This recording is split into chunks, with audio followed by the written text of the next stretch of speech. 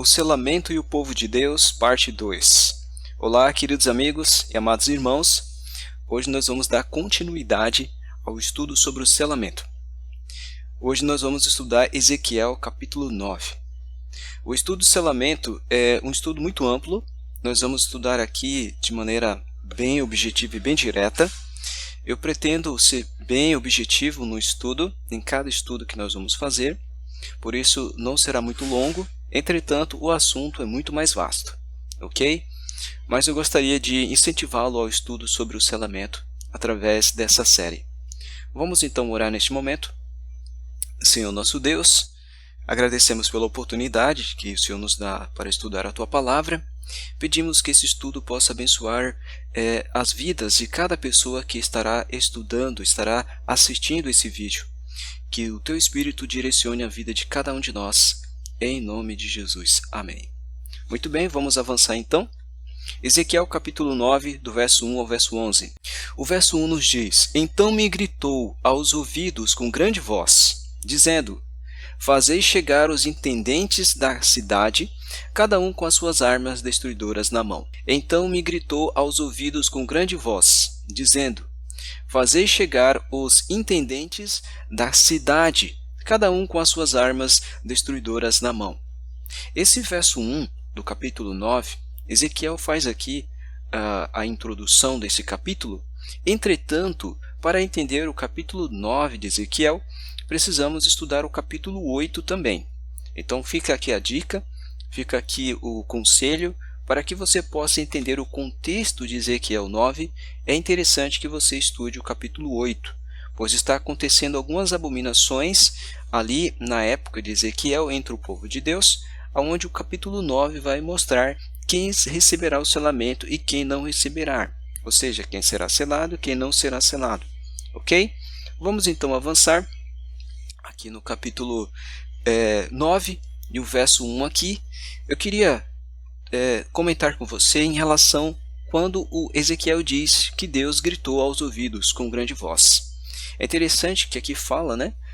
Gritou, ou seja, Deus aqui gritou. Talvez você não consiga imaginar, né, Deus gritando.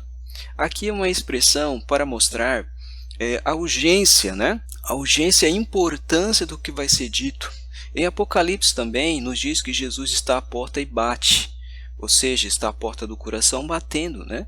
Querendo entrar, morar na vida de cada indivíduo, de cada pessoa. Então Ezequiel aqui traz a expressão: então me gritou aos ouvidos com grande voz.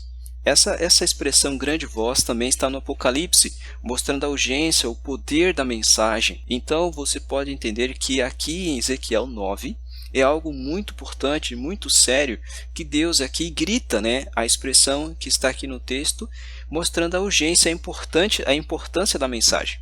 Então Ezequiel dá continuidade ao texto e ele diz claramente, né, que Deus diz para ele assim: Fazei chegar os intendentes da cidade, cada um com as suas armas destruidoras na mão. Quem serão esses intendentes com as armas destruidoras na mão? Vamos avançar, verso 2.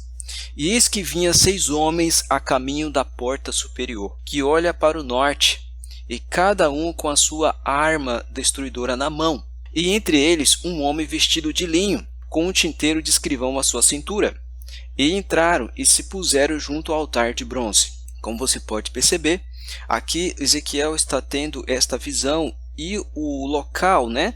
O contexto aqui é o santuário. É interessante, né? Ele fala aqui claramente: e se puseram junto ao altar de bronze, que é o altar de sacrifício. Olha que interessante. Aqui ele diz que 6 homens, ele diz: e eis que vinha 6 homens a caminho da porta superior, que olha para o norte, e cada um com a sua arma destruidora na mão. E entre eles um homem vestido de linho. Aqui há um destaque para este homem vestido de linho. Entre esses homens que estavam aqui indo para a porta superior, ou que vinha 6 homens na caminho da porta superior, esse aqui, o homem vestido de linho, ele é diferente, ele tem um destaque e você vai entender por quê, tá bom? Vamos avançar aqui. Verso 3. E a glória do Deus de Israel se levantou de sobre o querubim, ou seja, aqui a cena ao santuário, sobre o qual estava, indo até a entrada da casa. lá no altar de bronze, né? E clamou ao homem vestido de linho, que tinha o tinteiro de escrivão à sua cintura. Então o homem vestido de linho estava ali no pátio, na verdade, do santuário, e ele tinha uma missão para cumprir. Então a glória de Deus se levanta do querubim lá do lugar santíssimo e vai até a porta, né? E aqui diz o verso: e a glória do Deus de Israel se levantou de sobre o querubim sobre o qual estava, indo até a entrada da casa. A entrada da casa. E clamou ao homem vestido de linho, que tinha o tinteiro de escrivão à sua cintura. Vamos entender o que Deus falou para o homem vestido de linho. Verso 4. E disse-lhe o Senhor: passa pelo meio da cidade, pelo meio de Jerusalém, e marca com o sinal as testas dos homens que suspiram e que gemem por causa de todas as abominações que se cometem no meio dela. Essa então era a missão do homem vestido de linho. Ele deveria marcar com um sinal as testas dos homens que suspiram e que gemem por causa de todas as abominações que se cometem no meio dela, ou seja, no meio de Jerusalém, o povo de Deus, Israel, né, literal. Então aqui está a mensagem e a missão que o homem vestido de linho teria para marcar, né? Aqui as testas dos homens que suspiram e que gemem por causa de todas as abominações que se cometem no meio dela. Vamos entender porque existe uma aplicação fundamental para nós hoje, porque aqui é uma cena do selamento, não é verdade? E o selamento é para os nossos dias, né? Para a nossa época, antes do retorno de Jesus. Então nós vamos perceber aqui que essa mensagem tem uma aplicação direta para nós que vivemos nos últimos dias. Avançando um pouco mais, verso 5. E aos outros disse ele, ouvindo eu, passai pela cidade após ele. Ou seja, os homens com as armas destruidoras na mão deveriam passar após o homem vestido de linho, que tinha a missão de selar quem? Aqueles que gemem, aqueles que suspiram e que gemem por causa de todas as abominações que são cometidas no meio do povo de Deus, no meio de Jerusalém, no meio de Israel. Então, esses homens que tinham ali então a missão de destruir, passaria após o homem vestido de linho. Passai pela cidade após ele e feri. Não poupe o vosso olho, nem vos compadeçais. Verso 6. Matai velhos, jovens, virgens, meninos e mulheres, até exterminá-los. Mas a todo o homem que tiver o sinal, não vos achegueis. Então esse sinal era um sinal também de proteção. Contra o quê? Contra a morte. E começai pelo meu santuário, ou seja, o santuário é a casa de Deus. E começaram pelos homens mais velhos que estavam diante da casa, ou seja, os homens que tinham a responsabilidade de levar através da sua experiência, da sua maturidade, do seu conhecimento, da quantidade de luz que tinha, eram os mais velhos, eram os mais experientes, que realmente esses deveriam ajudar o povo, esses que não viveram a mensagem de Deus, que não viveram a luz que tinha, esses foram os primeiros a ser exterminados. Avançando um pouco mais, e disse-lhes, contaminai a casa, e enchei os átrios de mortos, saí. Então foi dada a ordem, e saíram e feriram na cidade. Ou seja, os anjos destruidores, os homens vestidos de linho, tiveram a missão agora de matar, destruir aqueles que não receberam o sinal, o selo de Deus. Avançando, verso 8. Sucedeu, pois, que, havendo-os ferido, e ficando eu sozinho, Ezequiel está narrando aqui, né, e ele diz que ele ficou sozinho após, né, os homens destruidores com as armas destruidoras na mão passar. Então Ezequiel ficou sozinho. E ele fala, caí sobre a minha face. Ele foi começar a orar, né, clamar a Deus. E clamei e disse, Senhor Deus, dá-se-á caso que destruas todo o restante de Israel, derramando a tua indignação sobre Jerusalém? Então, Ezequiel aqui, como você pode perceber dentro do contexto da sequência, ele é um símbolo, né, daqueles que vão ficar, daqueles que receberão o selo de Deus. O profeta Ezequiel aqui, ele diz, fiquei sozinho, ou seja, enquanto os homens com as armas destruidoras na mão estavam cumprindo a sua missão, Ezequiel estava em pé, estava vendo a cena e ele fala: fiquei sozinho. E aí então ele clama a Deus, ele faz uma oração. Será que ele diz, né? Dar-se-á, caso que destrua todo o restante de Israel, derramando a tua indignação sobre Jerusalém? Então aqui é um exemplo claro do que aconteceu no verso 4. Então aqueles que suspiram, que gemem pelas abominações cometidas na casa de Deus, Ezequiel é um símbolo desses que receberão o selo. Ele está clamando, ele está intercedendo pelo povo de Deus. Vocês entenderam? Então aqueles que receberão o selo de Deus tomará atitude semelhante ao de Ezequiel, não aprovando os pecados que são cometidos entre o povo de Deus, mas clamando, rogando pela vida desses, para que eles possam também receber o perdão, o selamento, a vida eterna. Avançando um pouco mais, verso 9. Então me disse: a maldade da casa de Israel e de Judá é grandíssima, e a terra se encheu de sangue, e a cidade se encheu de perversidade. Porque dizem: o Senhor abandonou a terra, e o Senhor não vê. Qual era o pensamento predominante entre o povo naquela época? Aqui eles usam a expressão: o Senhor abandonou a terra, e o Senhor não vê. Olha só, né?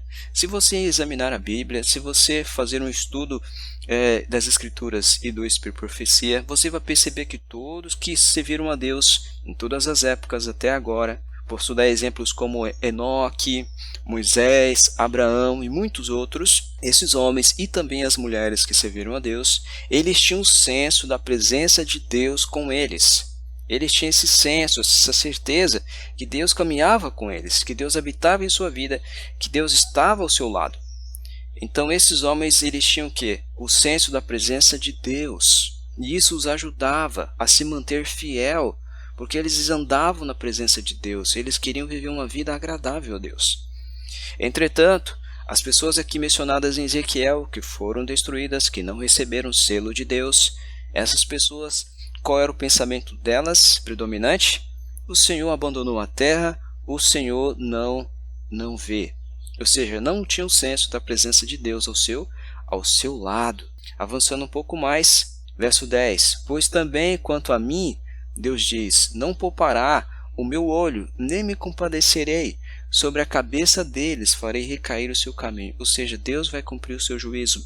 Todos que serão destruídos, né? Todos que não receberam o selo de Deus, essas pessoas, elas serão destruídas. E elas sofrerão realmente as consequências das suas escolhas e das suas obras. As escolhas erradas, né? Que foram feitas. Então todos irão sofrer as consequências das suas escolhas, das suas obras. Verso 11. E eis que o homem que estava vestido de linho, a cuja cintura estava o tinteiro, tornou com a resposta, dizendo: fiz como me mandaste. Fiz como me mandaste. Então aqui nós vamos começar a comentar agora um pouco esse capítulo 9. Vamos entrar agora nos textos de Ellen White, onde ela vai nos ajudar a compreender bem mais profundo o capítulo 9 de Ezequiel. O capítulo 9 de Ezequiel é o capítulo do selamento. Semelhante a Apocalipse 7, Ezequiel 9 fala sobre o selamento do povo de Deus, do remanescente de Deus. Esse povo irá passar pelas pragas, né? Aqui nós vemos a cena do selamento no capítulo 9. No capítulo 9 de Ezequiel.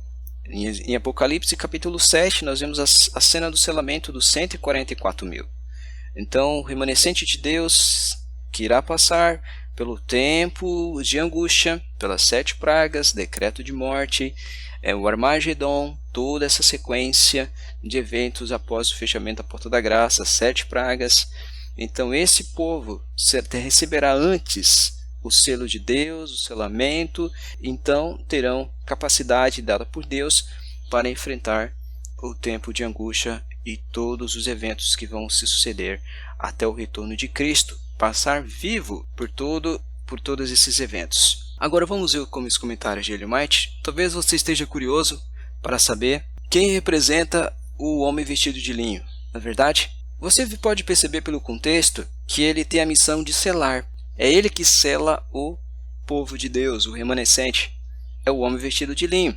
Nós vamos perceber também nas Escrituras que o Espírito Santo é aquele que concede a transformação do caráter, é aquele que faz com que a justiça imputada, comunicada de Jesus, seja real em nossas vidas, é Ele que nos convence do pecado, da justiça e do juízo, é o Espírito Santo que nos dá arrependimento, é Ele que toca em nosso coração, é Ele que clama para que a gente possa arrepender dos pecados, é Ele que conduz os servos de Deus. Então, o Espírito Santo, ele está onde? Está na terra, ele está no pátio, ou seja, aqui no planeta Terra, fazendo o seu trabalho de salvar, de fazer com que a justiça de Jesus seja real na vida de cada pessoa que deseja aceitar Cristo como Salvador, que aceita Cristo como Salvador. O Espírito Santo é a pessoa divina, né? Que faz com que a salvação, com que a graça de Jesus seja real em nossas vidas. Então o Espírito Santo é Ele que faz o selamento, é Ele que sela o povo. Esse trabalho é um trabalho do Espírito Santo. Os anjos ajudam, os anjos colaboram. Os anjos estão realmente designados por Deus para ajudar o povo de Deus aqui na terra. E o Espírito Santo é Ele que faz o trabalho em nossa mente e nossos corações, no caráter, né, na nossa vida. Então aqui está, né, o homem vestido de linho, ele representa o trabalho, a obra que o Espírito Santo realiza em nossas vidas. Você vai ver isso dentro do Espírito Profecia, tá bom? Avançando um pouco mais, vamos agora estudar o capítulo 23 de Testemunhos para a Igreja, volume 5, que fala sobre o selo de Deus. Avançando, Ellen White ela diz: Jesus está prestes a deixar o propiciatório do santuário celestial, a fim de usar vestes de vingança e derramar a sua ira em juízo sobre aqueles que não correspondem à luz que Deus lhe deu. Se você parar para analisar esse primeiro parágrafo aqui, você vai perceber que em Ezequiel 9, a glória do Deus de Israel, a glória de Deus se levanta do querubim e vai até a entrada da porta. Você está entendendo? É interessante, né? Semelhante também Jesus quando ele terminar o juízo investigativo, ele dará a ordem para que os anjos soltem as 7 pragas. E é interessante que lá em Ezequiel 9, a glória de Deus, do Deus de Israel vai até a porta e dá ordem para os homens, com as armas destruidoras na mão, destruírem aqueles que não receberam o selo de Deus. Apenas para você fazer a associação, né, fazer esse link, como Ellen White comenta aqui nesse começo. Avançando um pouco mais, ela diz: visto como se não executa logo o juízo sobre a má obra, por isso o coração dos filhos dos homens está inteiramente disposto para praticar o mal. Eclesiastes 8:11. Em vez de se sensibilizarem pela paciência e longanimidade que o Senhor tem exercido para com eles, os que não temem a Deus nem amam a verdade fortalecem o coração no mau caminho. Há, porém, limites até para a longanimidade de Deus, e muitos estão ultrapassando tais limites. Sobrepujaram os limites da graça, e portanto Deus deve intervir e reivindicar a sua honra. Continuando, a ordem é: passai pelo meio da cidade, pelo meio de Jerusalém, e marca com um sinal as testas dos homens que suspiram e que gemem por causa de todas as abominações que se cometem no meio dela. Ezequiel capítulo 9, verso 4. Esse é o verso destacado em Ezequiel 9, tá bom? E ela traz aqui, Ellen White. Ela continua e diz: esses que suspiram e que gemem haviam estado a pregar as palavras da vida, haviam reprovado, aconselhado e suplicado. Alguns dos que estavam desonrando a Deus arrependeram-se e humilharam o coração diante dele. Mas a glória do Senhor apartara-se de Israel, se bem que muitos ainda mantivessem os aspectos formais da religião. Faltavam seu poder e sua presença. Que coisa tremenda, irmãos. Possamos refletir no que estamos estudando. Dando continuidade, ela diz: vemos aí que a igreja, o santuário do Senhor, foi a primeira a sentir o golpe da ira de Deus. Então Ellen White aqui interpreta santuário do Senhor como igreja de Deus, ou seja, a igreja, o povo de Deus nos últimos dias. E aí então ela continua e diz que foi a primeira a sentir o golpe da ira de Deus. Quem? Os que não receberam o selo de Deus. Continuando, os anciãos, aqueles a quem Deus dera grande luz, e que haviam ocupado o lugar de depositários dos interesses espirituais do povo, haviam traído o seu depósito, colocaram-se no ponto de vista de que não precisamos esperar milagres e assinaladas manifestações do poder de Deus, como nos dias da antiguidade. Olha o que estará, né, na mente desses homens. Olha só que coisa terrível. Continuando, os tempos mudaram.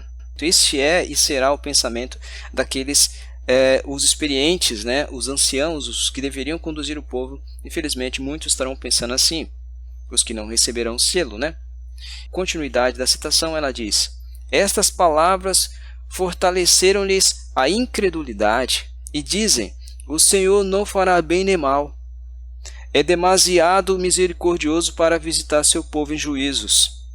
Assim, paz e segurança é o grito de pessoas que nunca mais erguerão a voz como trombeta, para mostrar ao povo de Deus suas transgressões, e à casa de Jacó os seus pecados. Ou seja, aqueles que estão recebendo luz para transmitir ao povo, para repreender os pecados, para ajudar as pessoas a saírem do erro, aqueles que negaram, né, aqueles que deveriam avisar e não estão avisando, infelizmente, esses sofrerão a ira de Deus.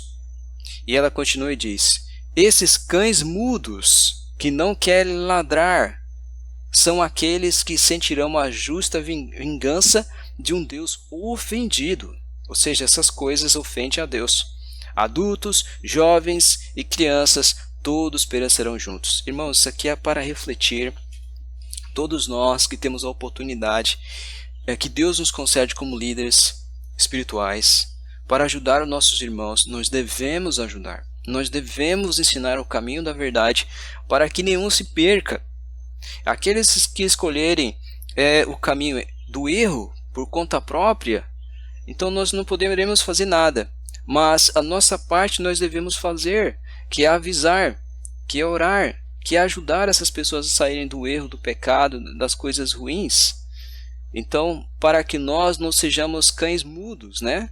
Que não quer ladrar, pois não ajudando as pessoas nós estamos ofendendo a Deus. Dando continuidade, Ellen White diz: a classe que não se entristece por seu próprio declínio espiritual, nem chora sobre os pecados dos outros, será deixada sem o selo de Deus.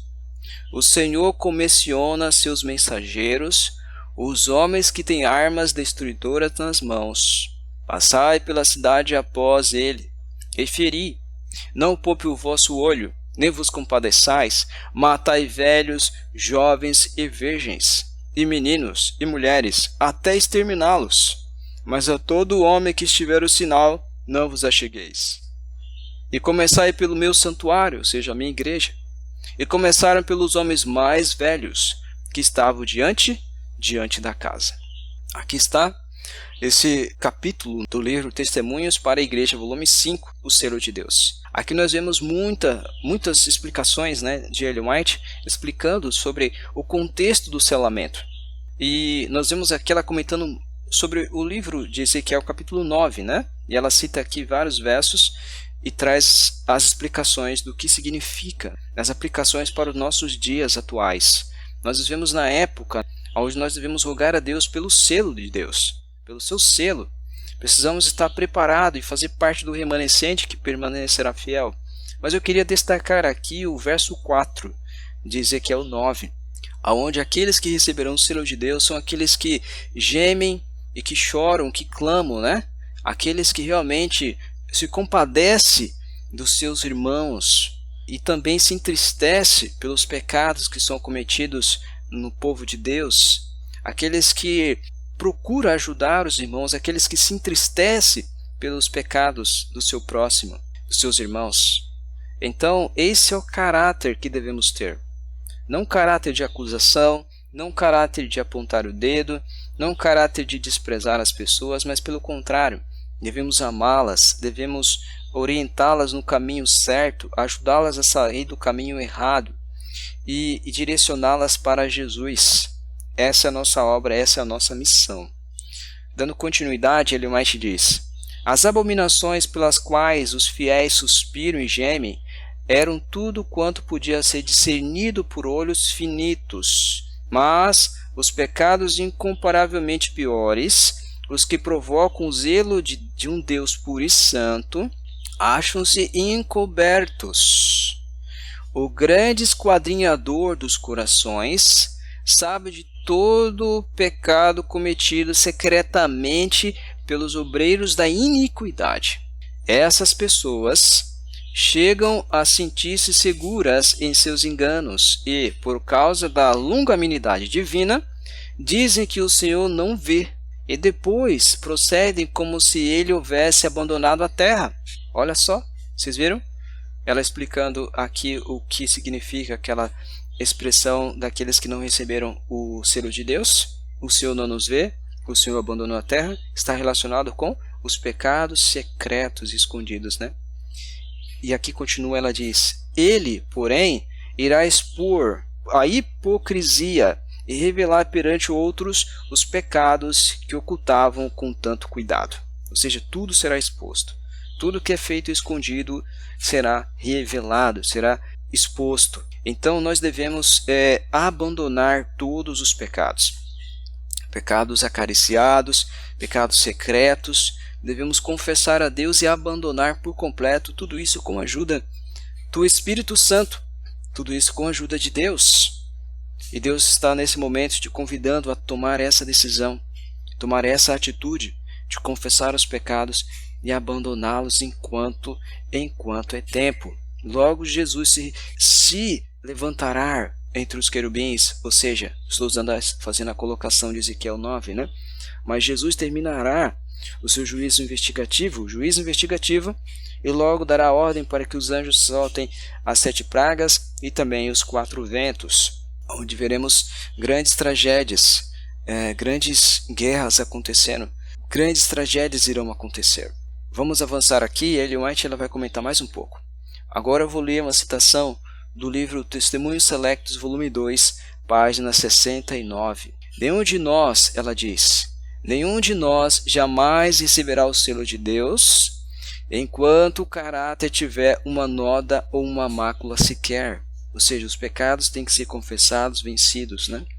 Cumpre-nos remediar os defeitos de quê mesmo?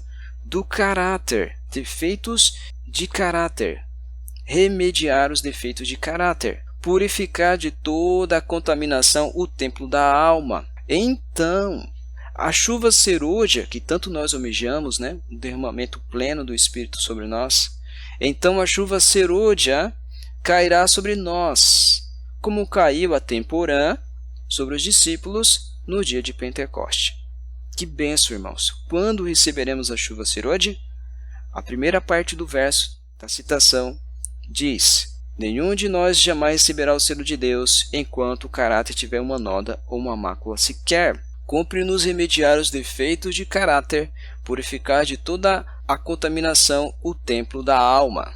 Quando isso acontecer, então receberemos a chuva serôdia. Ou seja, é uma época de confessar pecados, abandonar pecados, vencê-los pela graça e a misericórdia de Deus, para que possamos estar preparados para receber a chuva serôdia. Que coisa tremenda, na verdade? Que coisa tremenda! Eu gostaria de convidar você neste momento a tomar uma decisão ao lado de Deus. Vivemos uma época que nós não podemos perder tempo.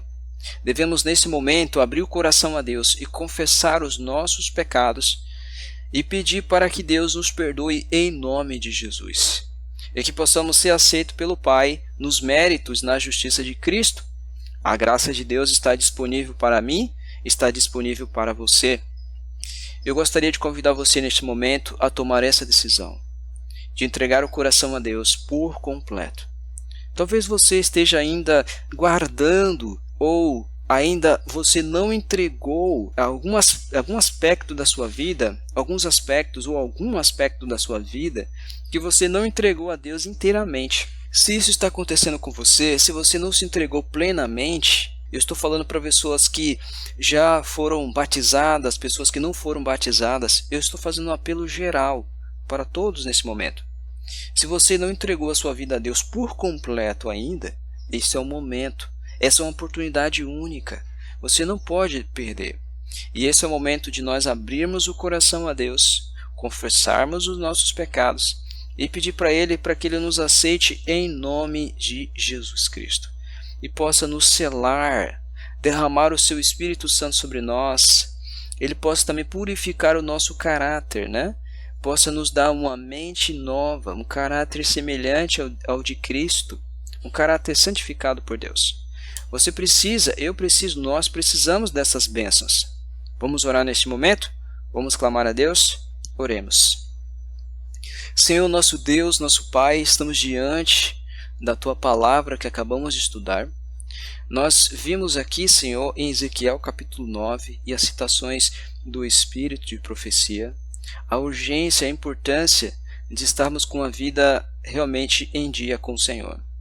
Querido Pai, transforma o nosso caráter, nos prepara para receber a chuva serôdia, o selamento, e estamos preparados para passarmos no tempo de angústia, Senhor, aonde seremos perseguidos terrivelmente, onde as 7 pragas estarão caindo na terra.